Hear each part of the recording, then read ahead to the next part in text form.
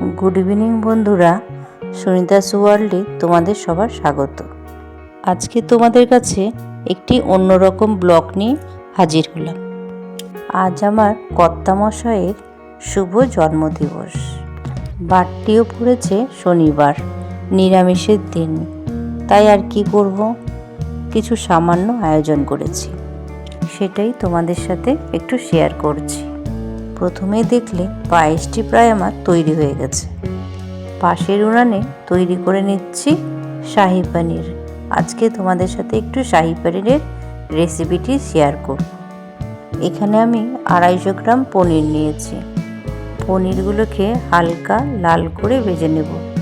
বেশি ভাজবো না, বেশি ভাজলে পনির শক্ত হয়ে যায়। কাজু বাদাম, চারমগজ আর পোস্ত আমি কিছুক্ষণ ভিজিয়ে রেখেছিলাম, সেটি একটি ফাইন পেস্ট তৈরি করে নিয়েছি। তোমরা কে কীভাবে বাড়িতে শাহি পনির রেসিপিটি তৈরি করো একটু কমেন্ট করে জানিও। আমি একটু ঘরোয়া উপায়ে তৈরি করি। দেখো, একদিকে আমার পনিরগুলো সব লাল করে ভাজা হয়ে গেছে। পনির ভাজা তেলেই 2টি তেজপাতা আর কিছুটা গোটা গরম মশলা দিয়ে হালকা নাড়াচাড়া করে কাজু বাদাম, চারমগজ ও পোস্তর যে পেস্টটি করেছিলাম সেটি দিয়ে দেব। পেস্টটি দিয়ে ভালো করে নেড়েচেড়ে নিতে হবে। পেস্টটি সমানে নাড়তেই হবে, না তো তলে লেগে যাওয়ার ভয় থাকে। মশলাটির মধ্যে দিয়ে দিলাম কিছুটা লঙ্কা গুঁড়া। এটি আমি কালারের জন্য দিয়েছি। মশলাটি একটু তলে লেগে যাচ্ছিল বলে কিছুটা পরিমাণ জল দিলাম। তারপর এর মধ্যে দিলাম স্বাদমতো লবণ আর কিছুটা পরিমাণ চিনি। তারপর সমানে নাড়তে থাকবো যতক্ষণ মশলা থেকে তেল না বেরিয়ে আসে।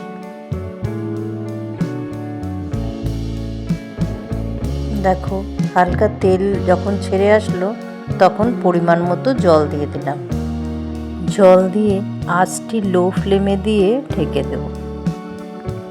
ঝোলটি ফুটে এলেই তার মধ্যে পনিরগুলো একে একে দিয়ে দেব। আবার কিছুক্ষণের জন্য ফুটতে দেব। এরপর হয়ে আসলে কিছুটা কাসুরি মেথি হাতে ক্রাশ করে দিয়ে দেব। আমি এরকমই ঝোল রাখবো, আর ফোটাবো না।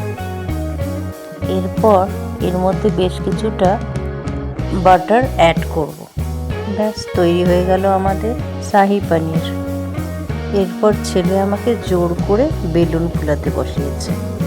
আমি ঠিকমতো একটাও বেলুন ফোলাতে পারছি না। ফোলাতে চেক করে নিচ্ছি বেলুনটা আবার লিক নেই তো। বেলুনগুলো এতটাই শক্ত ছিল আমি ফোলাতেই পারছিলাম না। আর এদিকে ছেলে ওর বাবার জন্য গিফট প্যাকিং করছে।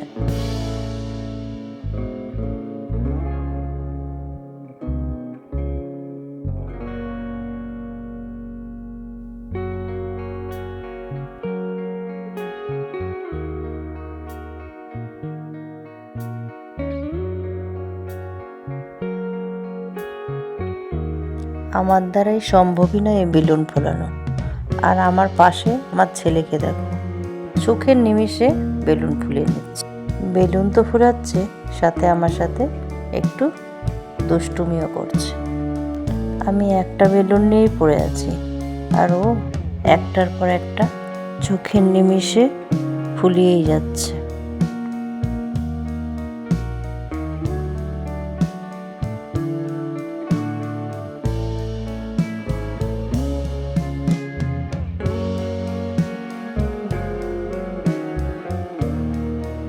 তারপর ছেলে আমাকে শিখিয়ে দিল যে এইভাবে ধরো আর এইভাবে ফোলাও।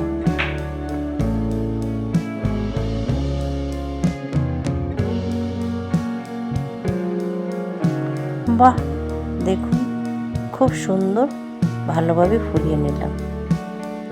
ছেলে আমার ছোট্ট একটু ডেকোরেশন করেছে তার বাবার জন্য। কেমন হয়েছে কমেন্ট করে জানিও।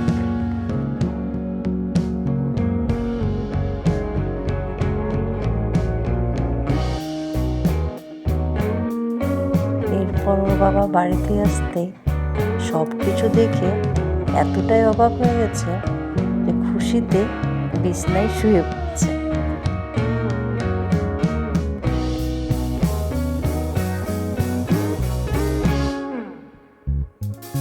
এরপর বাটার নান করার জন্য যে আটা মেখে রেখেছিলাম সেগুলো একে একে ভেজে নিলাম।